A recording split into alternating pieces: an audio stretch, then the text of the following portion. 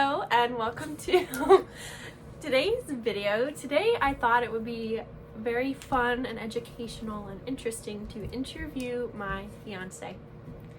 So, sorry for this, but it's about him, so whatever.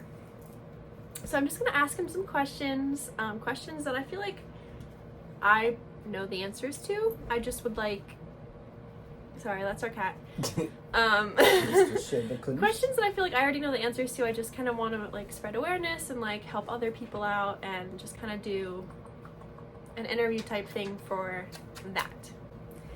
Are you ready? I'm ready. For the hot seat? I think so. Okay, introduce yourself to YouTube. Hi YouTube, my name's Alex Edie. I am an actor, musician, so I guess you could just say artist to easily encompass that, an advocate for the trans community.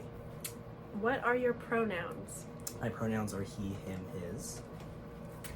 So Alex is transgender, female to male. So go ahead and kind of explain what it means to be transgender, what female to male means, and just kind of explain for someone who doesn't know or someone who might feel that they identify that way, they're just not sure how to say it. Like what does transgender mean? So to be transgender means one's personal identity or self-expression just doesn't align with their birth sex. So it's more so a mental thing. You really know who you are as a person, and it's just your body is not correlating with what you know you are. So if someone feels like they might be questioning whether they are transgender, how would you kind of guide them to be like, oh, you're transgender, or you're questioning, or you're like, what is the difference between, or like how, I guess, did you know like for a fact that? Well, I think for me myself, it came with a very big discomfort in just myself, and I think typically that's not really normal, especially being a child. I think children are typically very intuitive and are very comfortable with anything and everything because you don't have reason to not be. So when you start to feel this visible discomfort of something as simple as not wanting to put your hair up, or not wanting to be referred to as female pronouns, you tend to kind of know something's a little off there. And I think that when it comes to other people getting a better and further understanding about themselves, I always suggest gender therapy. Like, I always think that's a number one go-to. I know not everyone has the means to do that, of course. Sometimes that's considered like a privileged thing. But I definitely think that gender identity helps with all aspects of one's life, especially within yourself and your gender. It just, it helped me with little things like how can I start and when can I start to use a men's restroom? Like, how should I cut my hair? What does it mean to be passing? Does passing matter?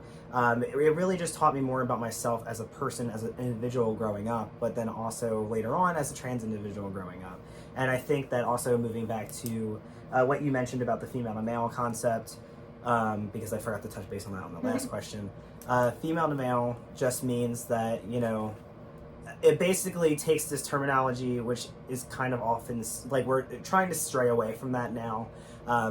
Instead of saying female to male, because that could kind of allude to the fact that you were once a female, it moves into like the terminology of just trans man now, because I am trans, but I'm still a man.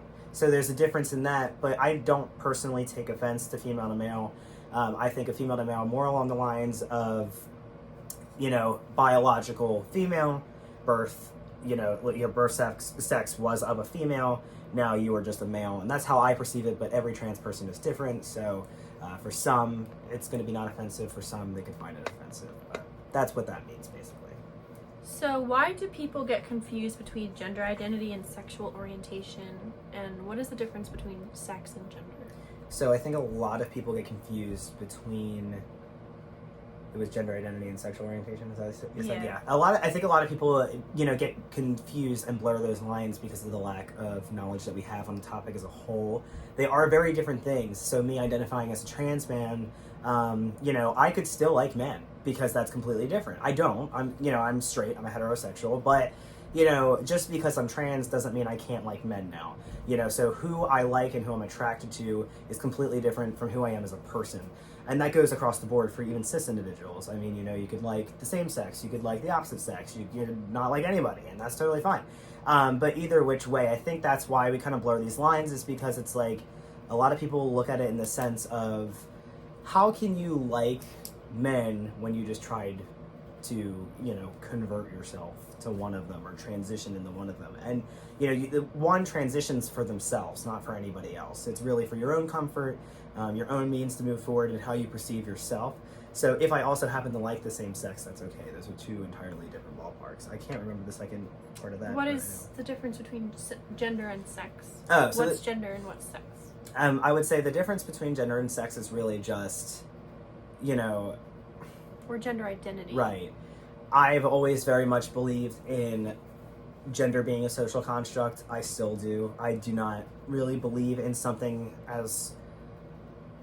I think that's why, like, we see toxic masculinity so much, because, you know, at a certain point we have to come to, like, this terminology and realize that really society raises a lot of people, and especially men, so parents can only do so much. And, you know, with gender, it's more so this idea, you know, we start off with painting nurseries blue and pink. Yeah, and, like, why do we do that? Why is blue perceived as a masculine color, and why is pink perceived as a feminine color? You know, it's just something that is it's so instilled in us. And it's like, boys need to play sports and girls need to do dance. And, you know, girls need to dress this way and boys need to dress this way instead. And really, there's no reason for it. It's just something that's been passed down over and over and over again. And so that's what I mean by gender being a social construct, is like, you know, this concept that's just what we're used to. So gender is just what we're comfortable with, what we're familiar with. It's what we know, what we think we know, and everything really in between. Whereas, you know, sex or sexual orientation... Wait, was it orientation or was it just sex? No, just sex. Oh, okay. Whereas sex is just how you're born. So, you know, that's why intersex people exist. You know, it's really a science. And so you could have a different gender from a different sex from who you are, because one is how you're born and one is how you grow. One is, you know, how the world perceives you and how you perceive yourself, whereas one is just the scientific side of your birth, really. And how many different, you know, there's millions of different hormonal imbalances and combinations that one can even have during birth. So, you know, so many things change and determine things like gender identity and sexual orientation and your physical being once you're born. There's just so many different elements to it. But I know a lot of people just don't know these things, so it's... So, you know, just because your sex is of a male does not mean your gender is male. absolutely. Right. Different. How many trans people exist in the world? Or give us some statistics on trans people. So, I mean, it's hard to... And it always has been hard to tell on exactly how many trans people are out there. But, you know, we know they have always been there. If you look at trans people in history, there's plenty of them. It's not just moving into today's world where we see people like Laverne Cox, which I absolutely love, by the way. Love Laverne Cox. But, Queen. Right, absolutely. But she is not the first and certainly not the last. Same thing with, you know, Caitlyn Jenner now. It's, you know, just because it's like making headlines for the Kardashians, this isn't the first time that we've seen trans people in media. It's just, I think, more so the first time that we're kind of paying attention to it, because we're seeing different times now. So, you know, trans people have always existed, you know, from the time of Stonewall with Marsha P. Johnson and, you know, being the first, well, one of the first trans women of color to come to light and really, you know, come out and actually defend this community as a whole, rather than kind of staying silent about it and feeling like you have to be in the closet about it, because that's been, you know, such a common thing throughout the years, is not really knowing how to say something, because if you don't really know the terminology, then how do you kind of throw it out there? Like me being a young trans person, I knew the way I personally felt, but I didn't know there was a word even. Like, I didn't even know transgender was a thing. Like, there were no trans influencers. You know, this was a time where when I was growing up, YouTube, like, just started blowing up, which makes me feel in some heinous. But I mean, like, realistically, like, that, you know, it still had like that little like brown icon. Do you remember that? You know, like when YouTube had that. So like YouTube was not the same as it is now. So like also the influencers were not the same either. And so, you know, it's crazy, but only, and like studies have been done about this and statistics have been found, only about 8% of Americans know personally a trans person. So whether it be someone in your family, a friend of yours, someone you're romantically involved with, only about 8% of this entire country personally knows a trans person. So obviously that's a very small number. That's less than 10%, and so realistically and statistically speaking, that means there's so much more question when we finally do encounter a trans person. You worry about saying the wrong thing, you worry about offending a trans person, you worry about how do I talk to them, what kind of questions do I ask, should I ask, can I ask, should I just keep my mouth shut, not ask anything, and just make my own assumptions. Like, there's so many different outlets that, especially straight cis people feel when encountering a trans person, and we just have this preconceived idea of what it means to be trans, whether it's accurate or not. We pass trans people all the time. We see them all the time. We see them in media, or we pass them in the street and we would never even know it because we don't look any different. But we only personally know such a small handful that it raises so many questions for the trans community moving forward. So, are there any misconceptions about trans people that come to mind, or anything that people often mistake? All the time. There are so many, even trying to pinpoint specific misconceptions is so hard because it's like, that's what the trans community, like, as a whole, is consistently dealing with, and what's constantly thriving is this, misconception of, like I said previously, of what it means to be trans, or what it is to be trans, what it looks like to be trans. And, that's one of the biggest misconceptions is like, what is it supposed to look like? Mm-hmm. Is it supposed to be man in a dress? You know what I mean? It's like, and like, no, because there are also different forms of being trans. Like, being transgender is different than being transsexual, is different than being transvestite. There are so many umbrella terms, like, if you're gender non-conforming, if you're non-binary, you could also be trans. Like, there are so many different ways that it trickles down and trickles down and trickles down that, some people just hear trans and they're like, oh, well, I can always tell when a person's trans. But, like, you can't, though. And also, another misconception is this concept of passing. Do you have to be passing to be trans? No. I personally choose because I know the way I feel, and I know who I am as a person, that there's never been a mistake or a question that I have been a male. So I personally choose to present as masculine as possible. So I keep facial hair, I have short hair, and, the way I dress is masculine, and I always wear things that traditional men would wear, like, the hoodies, like the baggy pants, like things like that. And so that's me as one trans person. But there are so many out there that don't care about passing. They are still trans. It doesn't make them any less trans. If they're still in a limbo stage with hormones or surgeries, like, that's a huge one, is like, do you have to have a surgery to be trans? No. Like, some trans people love the way they're born. Some trans people embrace the body they were born in, even if it's considered, not accurate. Because obviously, your sex was the opposite, but some trans people just get so comfortable in and with themselves that they get to a point where it's not a necessity to have a surgery that matches. So there are just so many different, false ideologies that we have, not even with trans people, but also the people that are associated with trans people. Mm-hmm. So even people like you, for example, being engaged to a trans person, this conception of, well, does that mean you have to be questioning? Does that mean you have to be gay? Does that mean you have to be bi? Pansexual? Does that mean you have to be anything? And the answer is no, because trans men are still men and trans women are still women. They just have to put more effort to get to wherever they are. And, if anything, it's more of an admirable there we are, an admirable trait, because it's, I didn't just have everything handed to me. Like, I knew who I was in my head, which is further than a lot of other people. A lot of cis people are still lost, and that's fine. But it's like, I knew who I was enough to be like, okay, this is what I need to do, this is my end goal, this is the finish line for me, and actually acting on that instead of just sitting around and just kind of hoping for it to get better, I guess. I've got one more question about the trans community as a whole, and then I want to go into you personally, so people can just learn more about you and your story. Mm-hmm. It just left my head. I love it. One more question.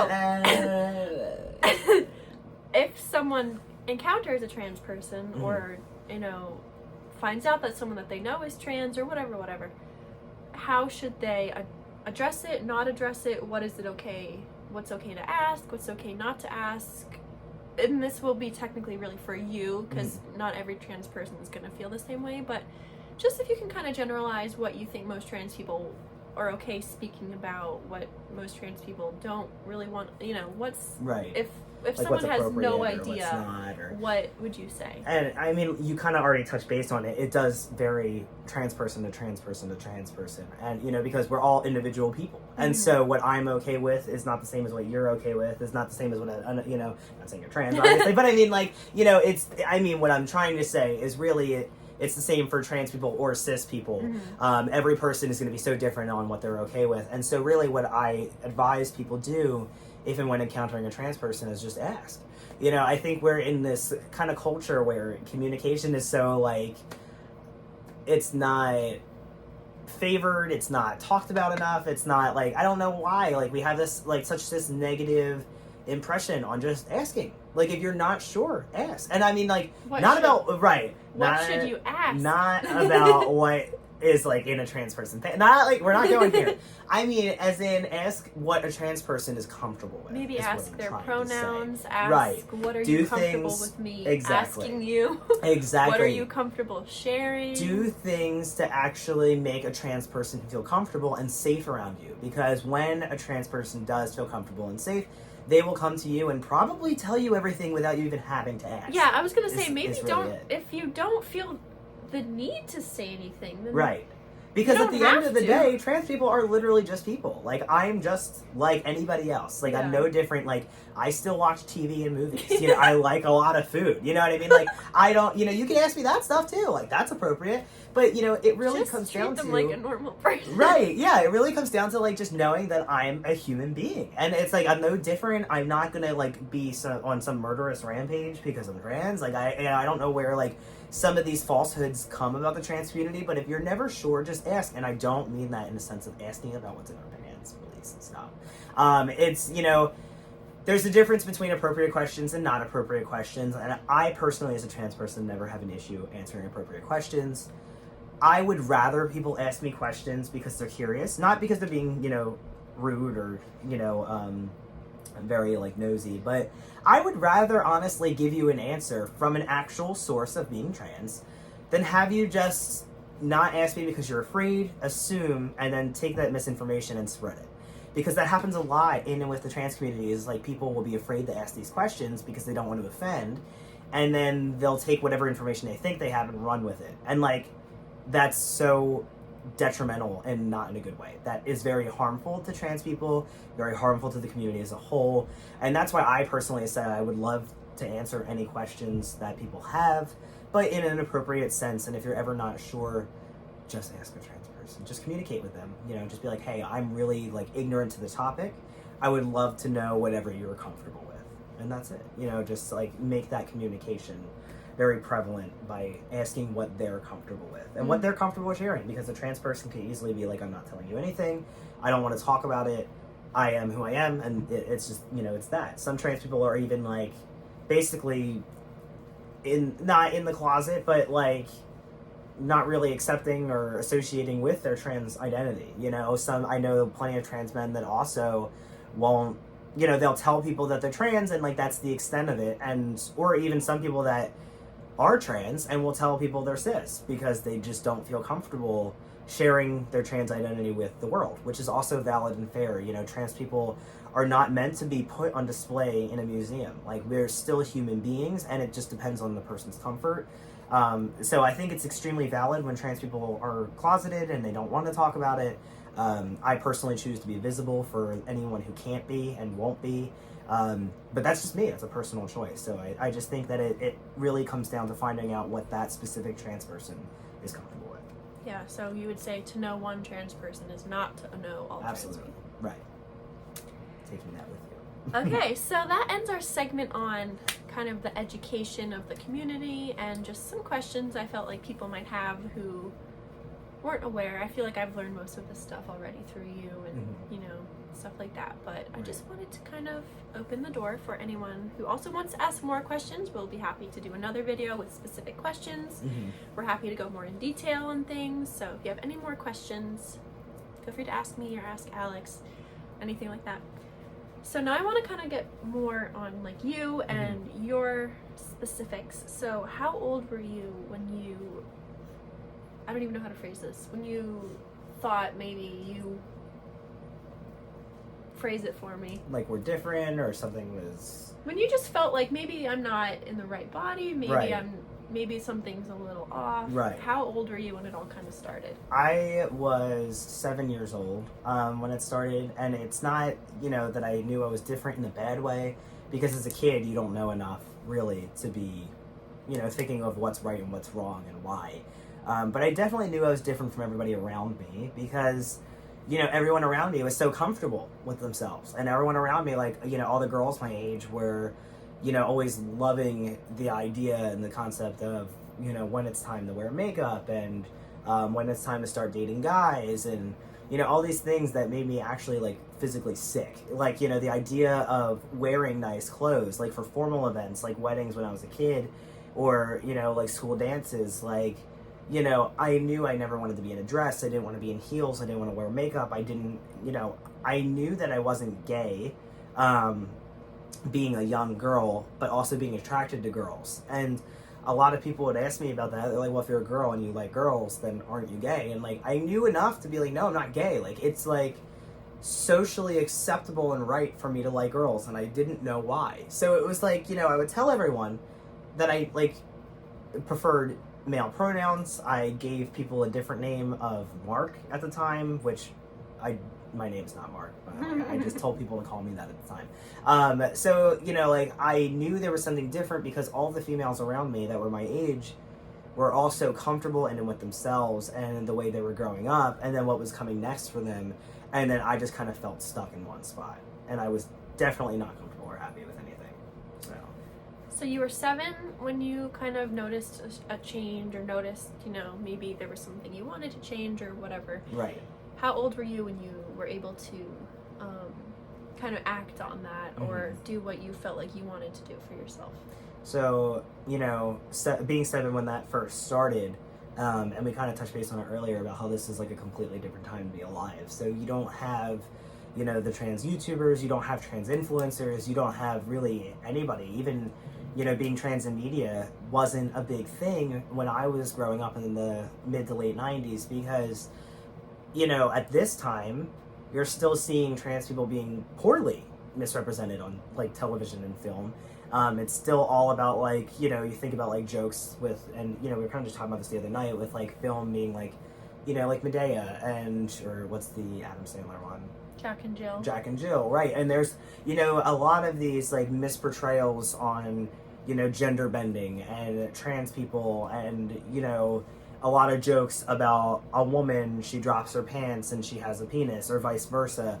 And, you know, if anything, I'm at a time in my life now where it's like, it looks negative to be trans. And it's just because of the way that they're portraying it. So, you know, I get to my point where I'm a freshman in high school, and, you know, I'm 14 years old now, so we fast forward 7 years, and I hadn't really done much in between 7 to 14 besides dressing tomboyish and everyone thinking it's a phase.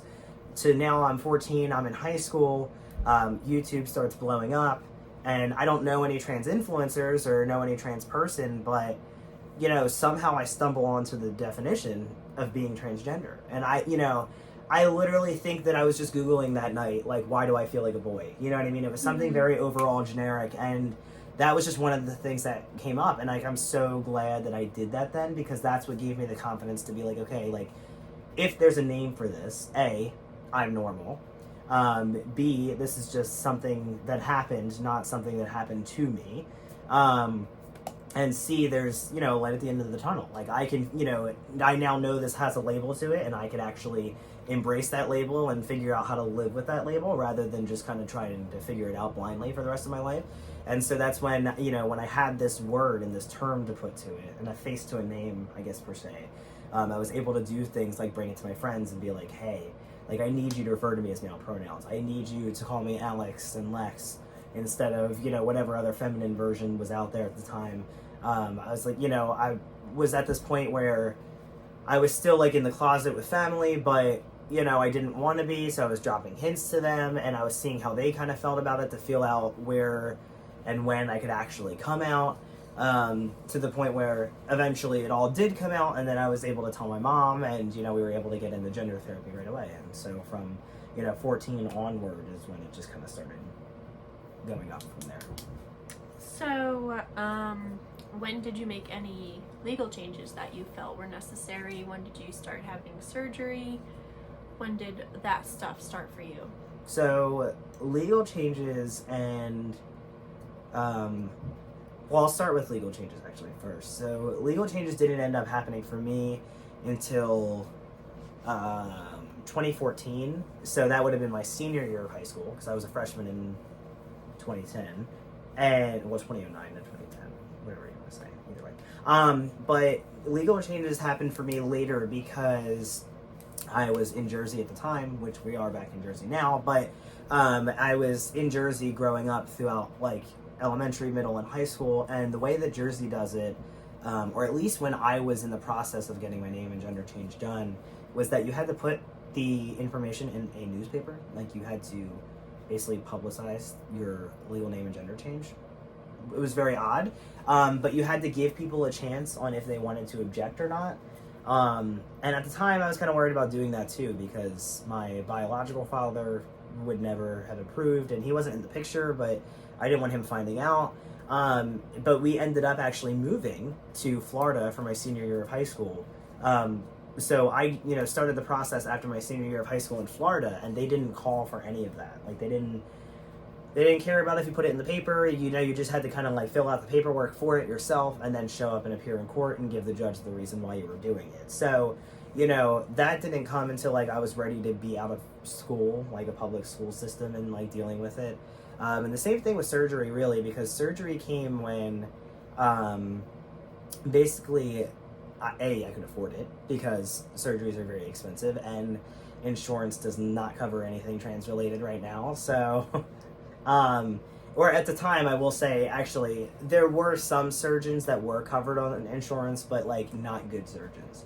So it was like you had to pick and choose your battle. Like, you either had to pick and choose that you wanted to go with a good chosen surgeon, and pay out of pocket, of course, or you wanted to give your insurance company the reins and say, like, we're gonna pick your doctor, good luck. And, like, if you're doing something as life-changing as a surgery for a trans person, whether it be top or bottom, that's also preference to the trans person, then,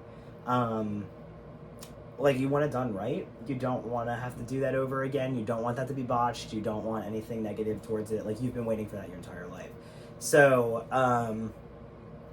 that came much later, when I was able to look into it myself as an adult, afford it, and pursue it.